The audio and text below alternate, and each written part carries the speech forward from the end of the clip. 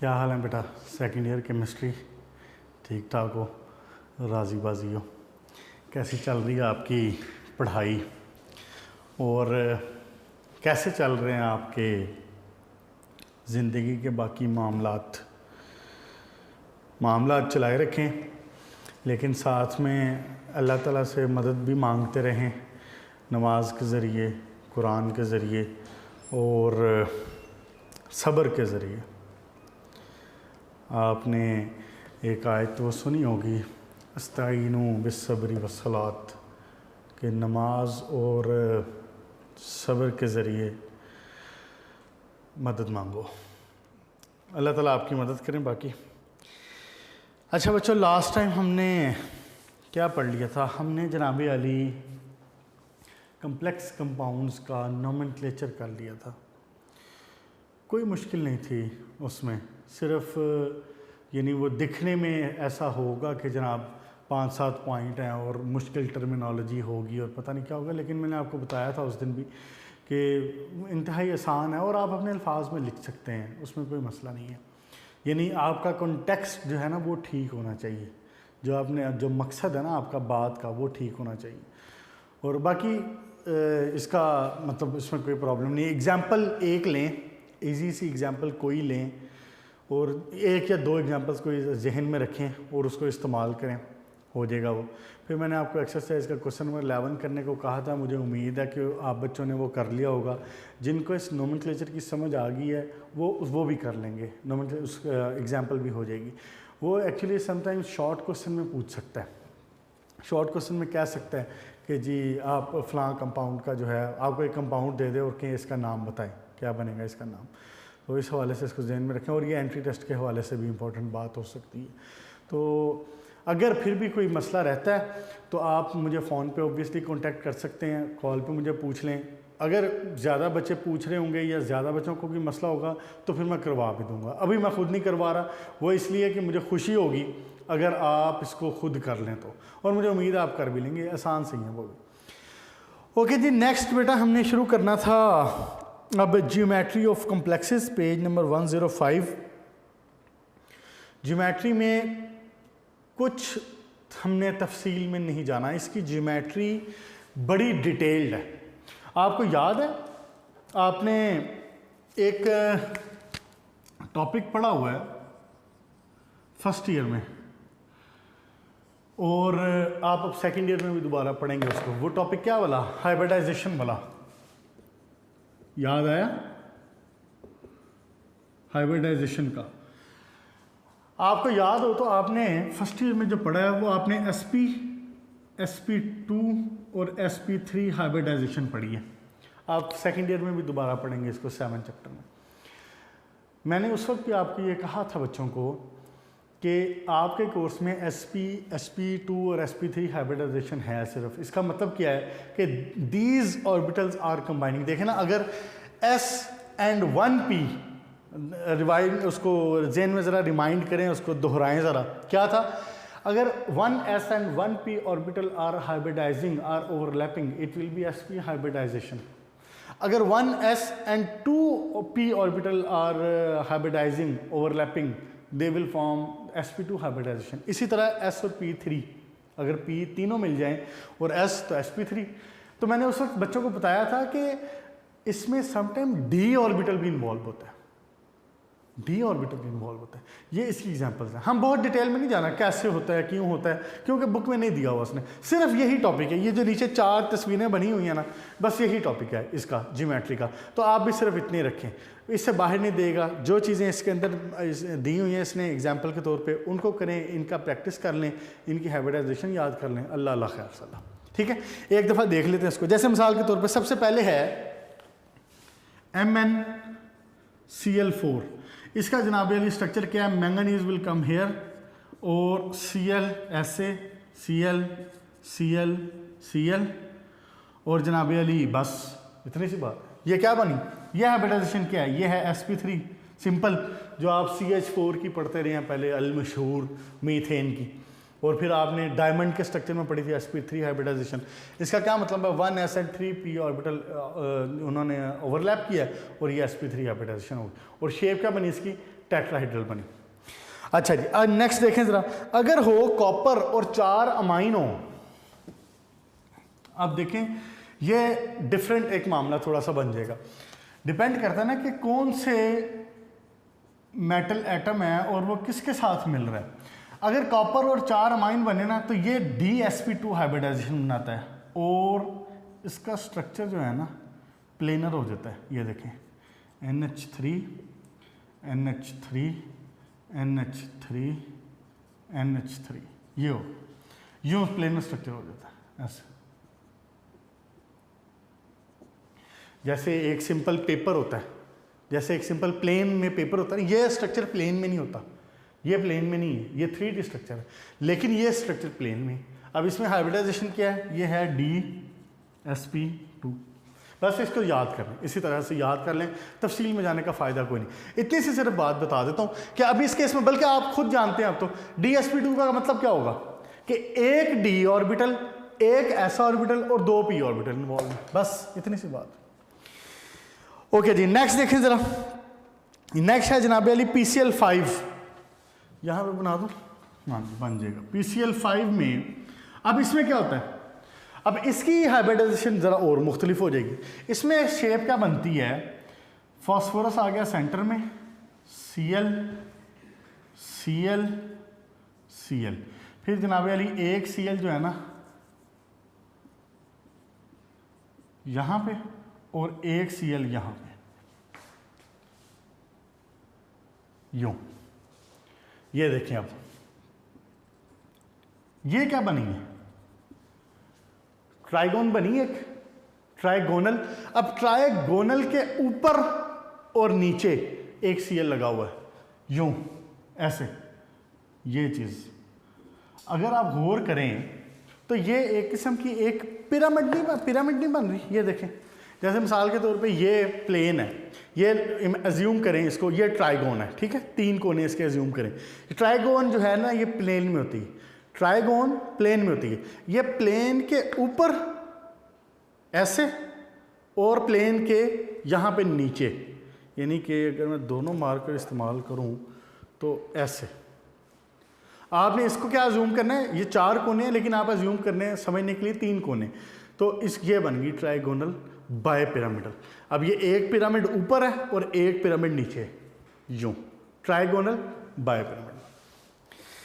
ठीक हो गया जनाब। और इसकी हाइब्रिडाइजेशन क्या होती है, ये होती है DsP3।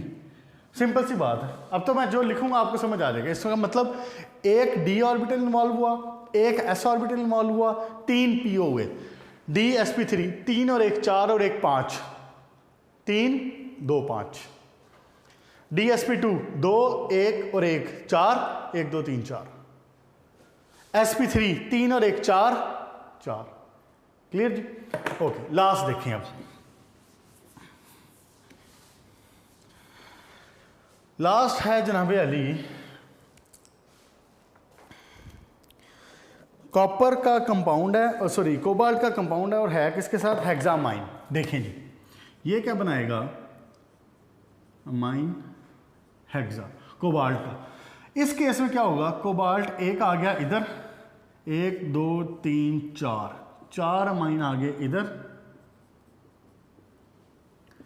NH3 NH3, और 2 अमाइन आ जाएंगे यहाँ पे, NH3 NH3।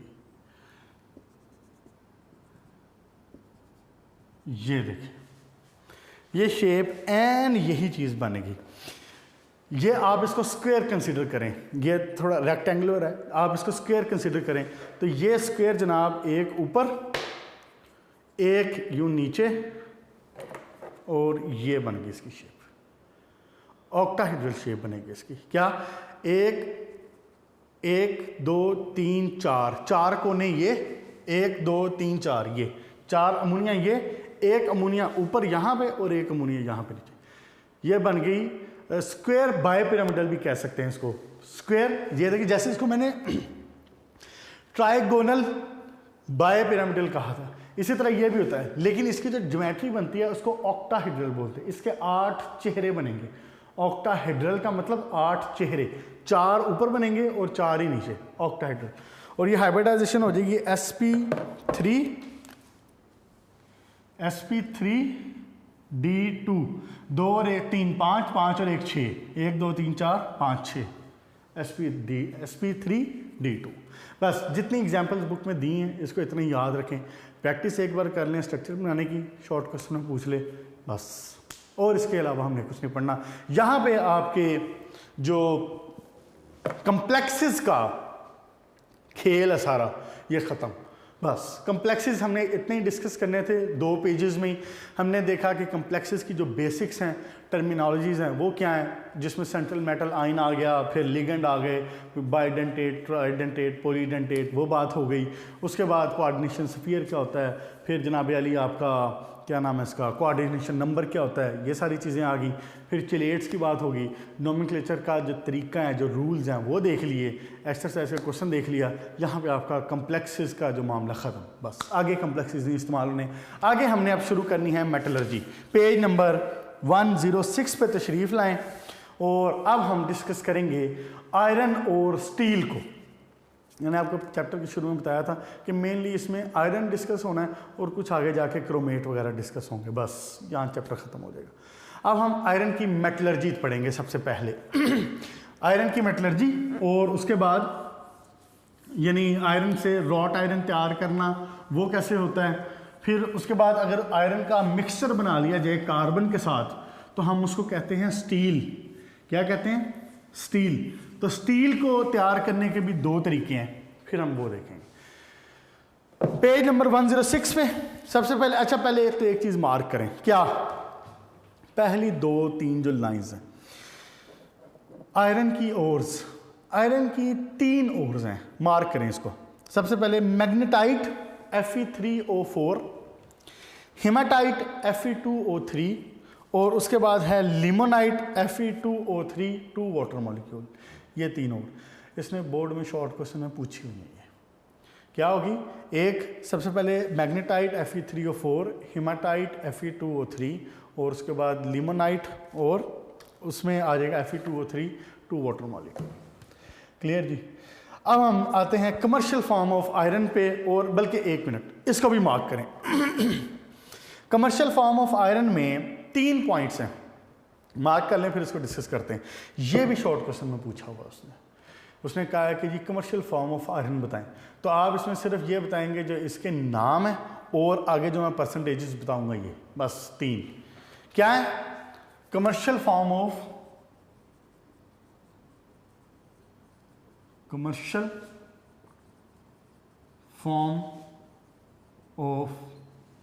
आयरन। अच्छा, याद रखने के लिए ना एक आसान तरीका इसका हो सकता है, जो तरतीब एक तो इसने बनाई हुई ना, इसने लिखा हुआ पिग आयरन, रॉट आयरन और स्टील। आप इस तरतीब से अगर करें ना तो आपको ज़्यादा इजी रहेगा मेरा ख्याल। आप पहले करें रॉट आयरन, उसके बाद आप करें स्टील, और उसके बाद आप करें पिग आयरन या कास्ट आयरन। इस तरह करने का फ़ायदा क्या होगा? 1 2 3 आपको इंक्रीजिंग ऑर्डर में कार्बन नंबर मिल जाएगा। इसमें कार्बन नंबर चेंज होता है, वैसे कार्बन की परसेंटेज चेंज होती है। अब इसमें कार्बन होता है 0.12 0.25, इसमें होता है 0.25 to 2.5, और इसमें होता है 2.5 to 4.5%। अब अगर ये बुक वाला करेंगे तो कर तो सकते हैं ऑब्वियसली, लेकिन वो ज़रा तरतीब ऊंची नीची हो जाएगी, उल्ट हो जाएगी, तो फिर याद रखना थोड़ा मुश्किल होता है। तरतीब अगर ये रख लें, रॉट आयरन 0.12 0.25 हमने इंक्रीजिंग ऑर्डर बना लिया ना, 0.1 से 0.25, स्टील 0.25 से 2.5, और पिग आयरन या कास्ट आयरन जिसको बोलते हैं 2.5 से 4.5%। क्लियर जी? शॉर्ट क्वेश्चन अलग से। अब मैंने आपको 2 शॉर्ट क्वेश्चन बता दी, एक और दूसरा commercial form of iron. Okay जनाब, उसके बाद अब आए पेज नंबर 106 पे, जो टॉपिक है आपका रॉट आयरन। अब इसमें एक और शॉर्ट क्वेश्चन देखें जरा। रॉट आयरन की कंपोजिशन क्या है? आपने इसको इसी तरह याद करना, सल्फर 0.2 से 0.15%, मैंगनीज अप टू 0.25% और फास्फोरस 0.04 से 0.25%। बस ये 3। अगर शॉर्ट क्वेश्चन में पूछ लेता है कि जी कंपोजिशन क्या होती है रॉट आयरन की, तो आप उसमें ये बताएंगे कि फास्फोरस इतना है, मैंगनीज इतना है और सल्फर इतना है। क्लियर हो गया बेटा? अब स्टार्ट करते हैं हम रॉट आयरन की मैन्युफैक्चरिंग। ये बात लॉन्ग क्वेश्चन में पूछ सकता है, रॉट आयरन की मैन्युफैक्चरिंग। रॉट आयरन की वैसे नहीं आई हुई है बोर्ड में, बेसिमर प्रोसेस आया हुआ स्टील का, लेकिन ऑब्वियसली आ ये सकते हैं सारे। हाँ जी जनाब अली, सबसे पहले क्या करना है हमने, start manufacturing of wrought iron. ले जी, बात ये है कि अगर ये आपको शक्ल से डेंजरस लग भी रहा ना, तो ये डेंजरस है नहीं। एक बात। दूसरी बात ये कि बुक में इसने बना के लिखे हुए हैं पैराग्राफ, और ऑब्वियसली पढ़े लिखे बच्चे हैं आप, सियाने बच्चे हैं।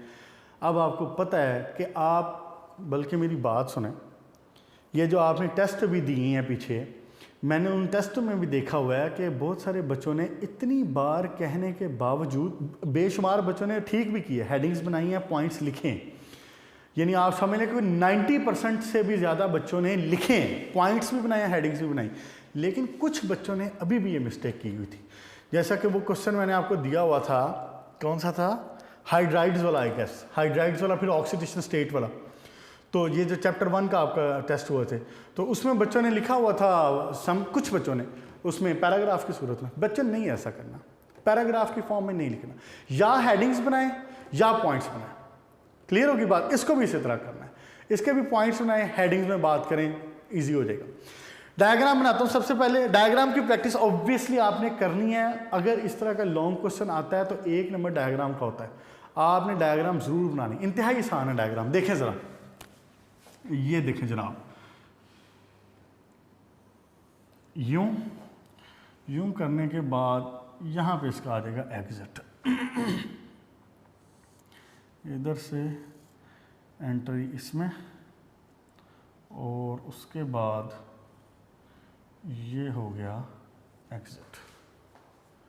कोशिश आपने करनी है कि मेरे जितनी अच्छी बना लें। अगर मेरे जितनी अच्छी ना बना सकें तो प्रैक्टिस करें, फिर बन जाएगी मेरे जितनी अच्छी। और अगर फिर भी ना बने तो फिर और प्रैक्टिस करें, फिर तो पक्का बन जाएगी। ठीक हो गया बच्चों? ये देखें जनाब अली, ये होगी आपकी 36 की, और ये इधर की दीवार, ये लाइन में थोड़ी सी कर देता हूँ सीधी जी, ठीक हो गया। अच्छा जी, अब है क्या क्या इसमें, ये तो है छत, ये है इसकी रूफ,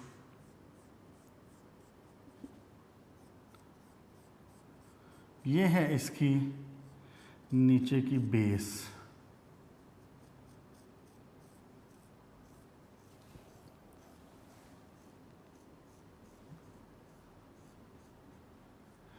यहाँ पे भी ये। ठीक हो गया? ये सारा कुछ भी नहीं है, यानी ये वाला जो एरिया है, ये सारा एरिया, ये सारा क्या है, इसकी रूफ है बेसिकली।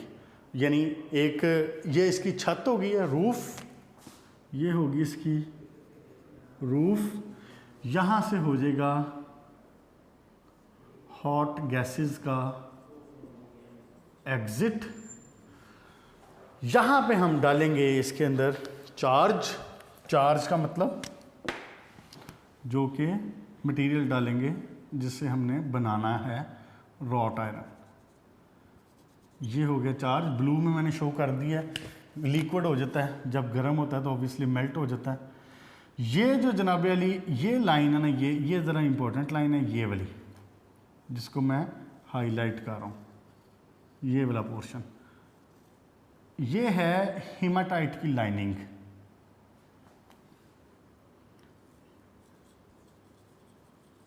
Haematite lining. बस जनाब, और क्या है?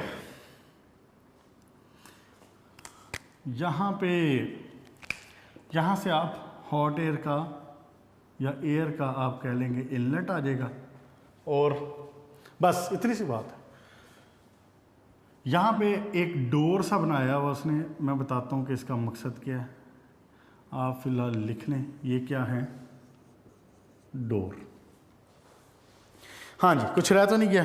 हेमाटाइट की लाइनिंग हो गई, फर्नेस हो गई, फर्नेस वेस्ट गैसेस हो गई, ठीक हो गया। मोल्टन आयरन, हाँ बिल्कुल, यहाँ पे ये क्या है? ये मोल्टन आयरन है, जो कि ऑब्वियसली जो मटेरियल है मोल्टन आयरन, ये वाला। और क्या है? यहाँ से ये फर्नेस एयर आ रही है, फर्नेस। चले जी, बस ठीक हो गया बच्चों? Simple C diagram. अब होना क्या? सुने जरा बात, फिर हम इसके रिएक्शंस पे बात करते हैं। एक्चुअली रॉट आयरन को अगर आप, अब मैंने परसेंटेजेस आपको भी याद करवाई हैं, तो अगर आप रॉट आयरन की परसेंटेज देखें तो इसकी परसेंटेज में कार्बन सबसे कम है, 0.12 से 0.25% है। रॉट आयरन बनाया जाता है कास्ट आयरन से। किससे बनाया जाता है? कास्ट आयरन से, या पिग आयरन जिसको बोलते हैं। कास्ट आयरन को कन्वर्ट किया जाता है रॉट आयरन में। अब कास्ट आयरन में परसेंटेज ज़्यादा है, 2.5 से 4.5 है कार्बन की परसेंटेज, और यहाँ पे कितनी चाहिए हमें? 0.12 से 0.25। इट मीन्स के मैं इसके अंदर से जो इसकी इम्प्योरिटीज़ हैं, अब मैं पिग आयरन बना रहा हूँ तो मेरे लिए इम्प्योरिटीज, सॉरी रॉट आयरन बना रहा हूँ तो मेरे लिए ये एक्स्ट्रा चीज़ें जो हैं इम्प्योरिटी होगी ना, इन इम्प्योरिटीज़ को निकालना है, बस इतना सा काम। अब इम्प्योरिटीज़ को इम्प्योरिटीज़ में क्या है? कार्बन भी हो सकता है, सिलिकॉन भी हो सकता है, फास्फोरस भी हो सकता है, मैंगनीज भी हो सकता है, ये सारी इम्प्योरिटीज़ इसमें शामिल। सारी बात का खुलासा इतना सा है, जो इम्प्योरिटीज़ गर्म करके हवा के ज़रिए, गर्म हवा के ज़रिए निकल सकती होंगी, एयर के ज़रिए गैस बना के निकल सकती होंगी, हम उसको गैस बना के निकाल देंगे। मिसाल के तौर पर अगर कार्बन है तो क्या इसमें कोई मुश्किल है कि मैं इसका रिएक्शन करवाऊँ ऑक्सीजन के साथ, तो क्या बनेगा? CO2 बाहर। सल्फर है, रिएक्शन करवाऊँ ऑक्सीजन के साथ, क्या बनेगा? सल्फर डाइऑक्साइड, हवा के साथ बाहर। सल्फर डाइऑक्साइड गैस है, हवा के साथ बाहर। सल्फर भी रिमूव, कार्बन भी रिमूव। पीछे बच जाता है हमारे पास मैंगनीज, पीछे बच जाता है हमारे पास समटाइम फास्फोरस। ये चीज़ें हवा के ज़रिए नहीं निकल सकेंगी क्योंकि ये सॉलिड फॉर्म में। अब इनको क्या करेंगे? इनका हम बनाएंगे स्लैग। क्या वर्ड मैंने यूज़ किया है? ये डायग्राम अच्छे से देख लें, मैं डायग्राम अभी रिमूव कर दूंगा क्योंकि रिएक्शन लिखूंगा। क्या बनाएंगे हम उसका? स्लैग। अभी मैं आपको पूरे प्रोसेस का एक ओवरऑल बता रहा हूँ क्या होना। उसका हम बनाएंगे स्लैग। स्लैग बनेगा। स्लैग क्या है? स्लैग ऐसे ही है जैसे कि मिसाल के तौर पे आपकी वालिदा घर में जब कपड़े धोती हैं, मशीन में डालती हैं, तो जब वो मशीन चलने के बाद 10-15 मिनट बाद आप देखते हैं तो पानी के ऊपर झाग आई होती है, झाग होती है पानी के ऊपर। वो झाग में अक्सर वो जो मैल कुचैल कचरा वचरा जो भी होगा वो उसके अंदर शामिल होता है। तो आप क्या करते हैं? आप वो झाग अलग हो चुकी है ना, बेसिकली उसमें से कपड़ों में से निकली है ना, वो अलग होगी। आप उसमें से कपड़े निकाल लेते हैं, झाग को अलग कर लेते हैं, कपड़े आपके साफ़ हो गए। यही काम करते हैं ना, यही काम यहाँ पे होगा। हम क्या करेंगे? स्लैग बनाएंगे, रिएक्शन करवाएंगे, स्लैग बनाएंगे। वो स्लैग क्या करता है? वो ऊपर आके तैरने लग जाता है। फिर क्या करते हैं? हम उस स्लैग को वहाँ से हटा लेते हैं।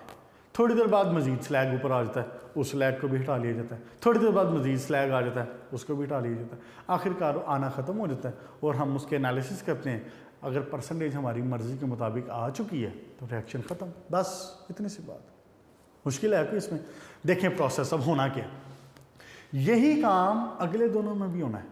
ओपन हर्थ प्रोसेस में भी यही होना है और बेसिमर में भी यही होना है। इस बात को जहन में रखिएगा। रिएक्शन भी करीब करीब सेम ही है, थोड़ा थोड़ा सा डिफरेंस है। मैं रिएक्शन इंशाल्लाह आपको इस तरीके से करवाऊंगा, आपको बड़े इजी लगेंगे रिएक्शन।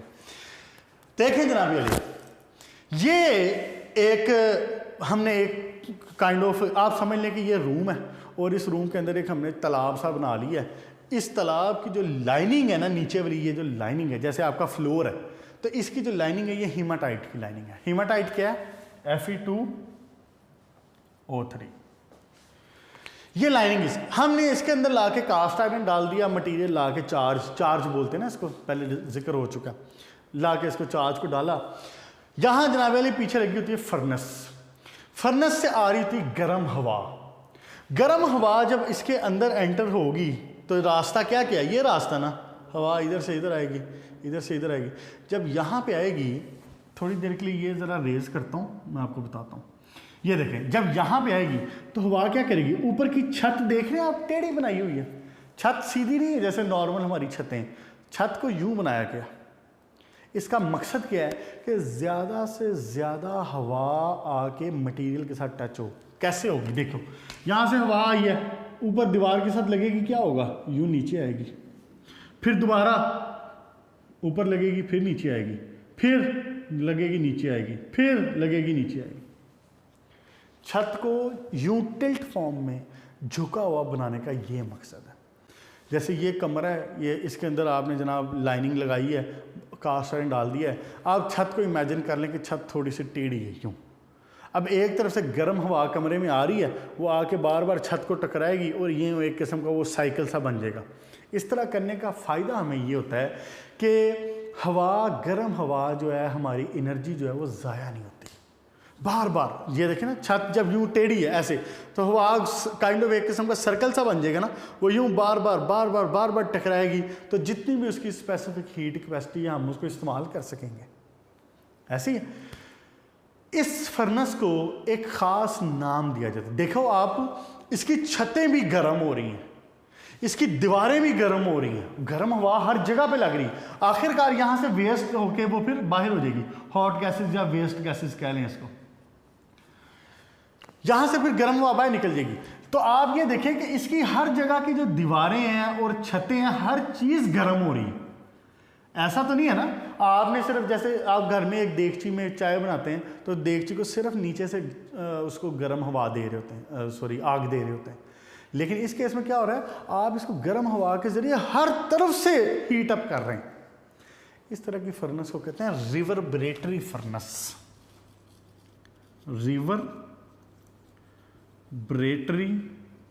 फर्नेस, ऐसी फर्नेस को कहते हैं रिवर्बरेटरी फर्नेस जिसकी वॉल्स, जिसकी छतें, हर चीज को गर्म किया जा रहा हो। क्लियर? ये वर्ड यहां पे यूज होना है। यहां पे 106 पे इसकी हेडिंग में देखें, सेकंड लाइन में, रिवर्बरेटरी फर्नेस। ठीक है, ऐसी फर्नेस जिसकी दीवारें, छतें, हर चीज को गर्म किया जा रहा है। अच्छा जी, अब क्या होता है यहां पे? अब मैं बनाता हूं दोबारा डोर। इधर बनाया जाता है एक डोर। ये ऐसे ही है जैसे कि ये रूम है और इस रूम में जनाब अली एक तरफ खिड़की मौजूद है और इस खिड़की से आप जो है पुडल्स, क्या वर्ड यूज कर रहा हूं? पुडल्स। पुडल्स क्या होते हैं? इट्स लाइक जैसे चम्मच होते हैं ना घर में, जैसे चम्मच होते हैं या बेलचा होता है, जैसे वो इस तरह की रॉड्स होती हैं, लंबी लंबी सी रॉड्स होती हैं और उस रॉड के आगे मटेरियल को डालने के लिए, मिक्स करने के लिए आगे मटेरियल लगा होता है, उसका स्ट्रक्चर इस तरह से बना होता है। अब क्या किया जाता है, इस डोर में से इसको, पुडल्स को अंदर डाल के इस मटेरियल को हिलाते रहते हैं, ऐसे शेक करते रहते हैं, ऐसे शेक करते रहते हैं। उसका मकसद क्या है? ताकि मैक्सिमम रिएक्शन हो सके, मैक्सिमम गैसेस इसमें से इवॉल्व हो सकें, हर चीज़ गर्म हो सके, उसको बार बार यूँ शेक करते रहते हैं पुडल्स के ज़रिए। ठीक हो गया? बस इतना सा इसका प्रोसेस है। गर्म हवा पीछे से आ रही फर्नेस से, यहाँ पे हमने कास्ट आयरन रखा हुआ है, वो हवा बार बार चूंकि रिवर्बरेटरी फर्नेस है, वो हवा बार बार साइकिल होके सर्कल फॉर्म में बार बार इसको टच करेगी, आके मैक्सिमम इसको हीट अप करेगी, मेल्ट हो जाएगा ऑब्वियसली। और हम साथ क्या करेंगे, हम पुडल्स के ज़रिए उसको बार बार यूं करते रहेंगे, ऐसे करते रहेंगे ताकि उसके अंदर से जितनी गैसेस, जो स्लैग निकलना है वो निकलता रहे। स्लैग इसके ऊपर यहाँ पे इकट्ठा होता रहता है, थोड़ी देर बाद वो पुडल्स की मदद से स्लैग ऊपर से हटा लेते हैं, ऐसा करके उसके ऊपर से चला देंगे, वो स्लैग ऊपर से हट जाएगा। जो चीज़ें गर्म हवाएं, हॉट गैसेज, वो यहाँ से बाहर निकल जाएंगे। क्लियर जी? ये इसका प्रोसेस है। अब 5 मिनट के अंदर अंदर आपने इसके सारे रिएक्शन कर लेने, 5 मिनट में। इसको मैं रेज कर रहा हूँ, ये देखें ज़रा।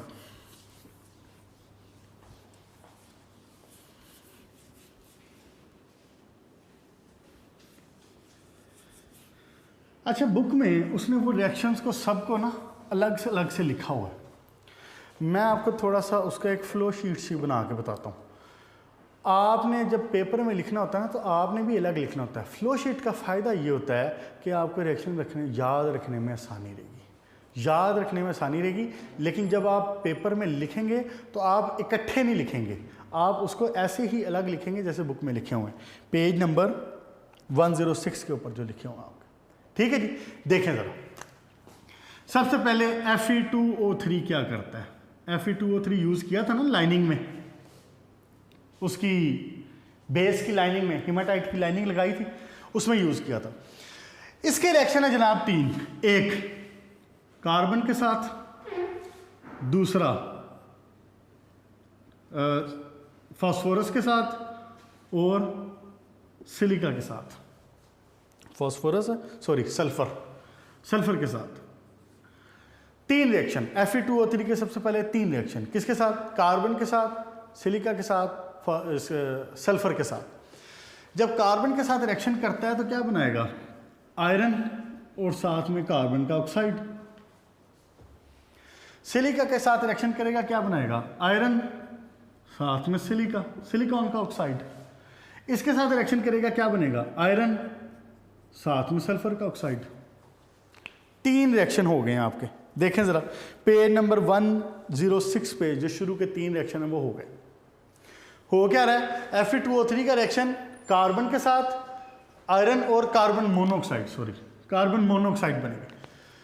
दूसरा रिएक्शन सिलिकॉन के साथ आयरन सिलिका। तीसरा रिएक्शन सल्फर के साथ आयरन सल्फर डाइऑक्साइड। आपने फ्लो शीट यूं नहीं बनानी, आपने जब लिखना है तो आपने यूं ही लिखना है Fe2O3 plus carbon, Fe2O3 plus silica, आपने यूं लिखना है, यूं याद रखने में आसानी होगी। बस ये रिएक्शन हो गया। अब होना क्या है? मैंने आपको बताया था कि जो गैसेस थी which can be converted to the gas, जो गैस में कन्वर्ट कर सकते हैं उनको गैस में रिमूव करना आसान है। ये गैस